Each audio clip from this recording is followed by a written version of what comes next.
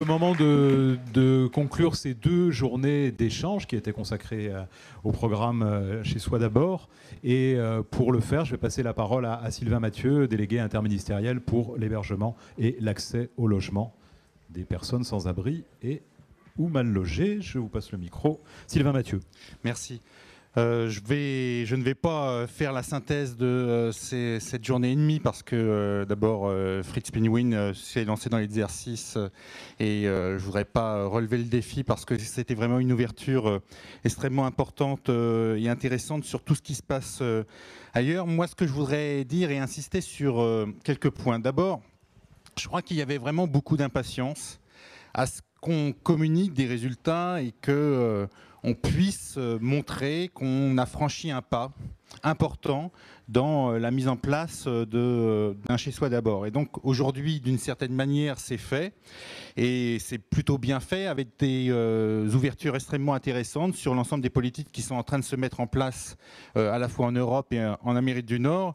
Et moi, je trouve qu'on peut en tirer que de très vifs encouragements à poursuivre. Il est vrai que ça prend du temps.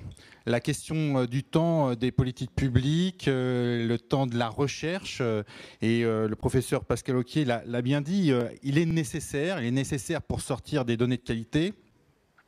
Il est nécessaire aussi parce que on est tout simplement pas en train de travailler aussi avec des machines. On travaille sur de l'humain, on travaille sur évidemment une politique qui doit se monter et avec des personnes qui sont totalement impliquées dedans, mais qui doivent aussi être respectées et respectées également dans les éléments qui nous servent, nous, à monter ensuite un programme de ce type-là.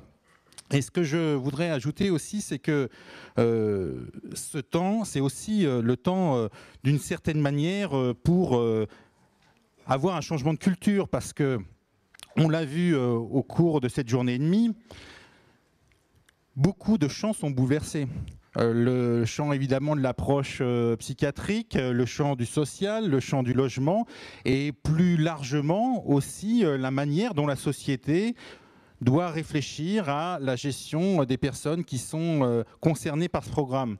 Et le temps, le temps, il est aussi nécessaire pour créer cette appropriation. Et d'une certaine manière, moi, je me retourne vers vous aussi, parce que je pense que vous devez être toutes et tous porteurs du message qui sort de ces résultats, le message qui est porté par nos amis qui font cette expérience ailleurs, en Europe et en Amérique du Nord, encore une fois.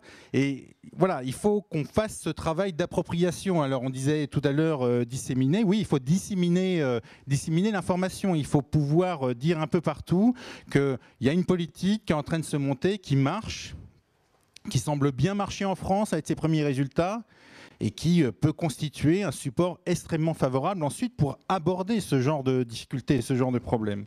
Donc d'une certaine manière, je compte sur vous pour répandre ce message.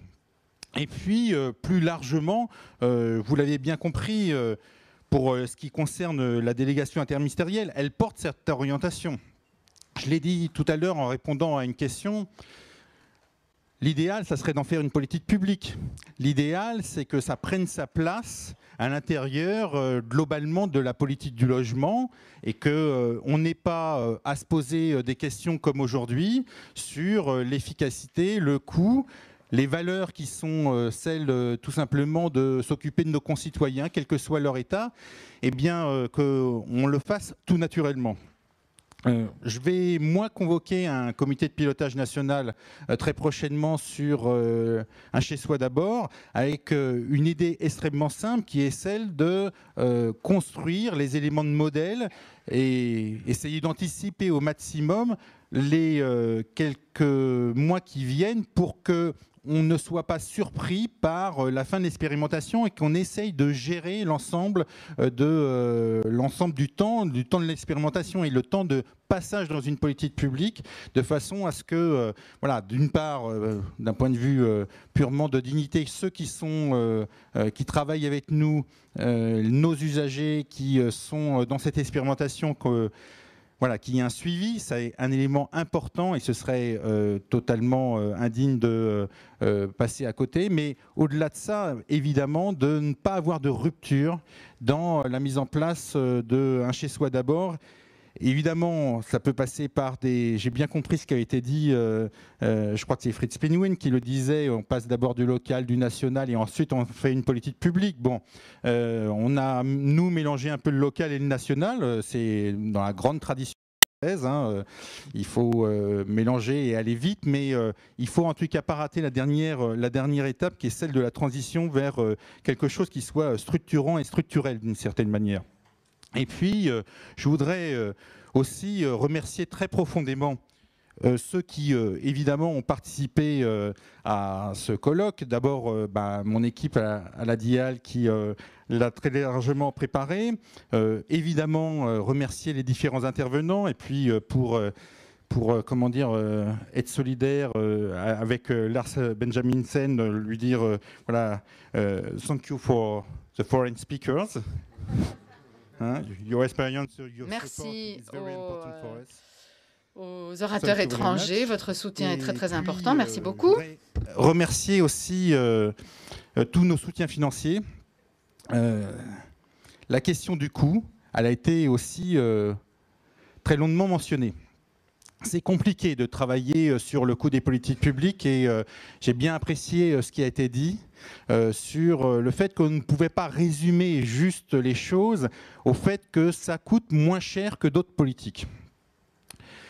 Et en même temps, c'est un élément pour lequel il faut aussi avancer sur ce plan parce que voilà, la question des contraintes financières, elle est importante.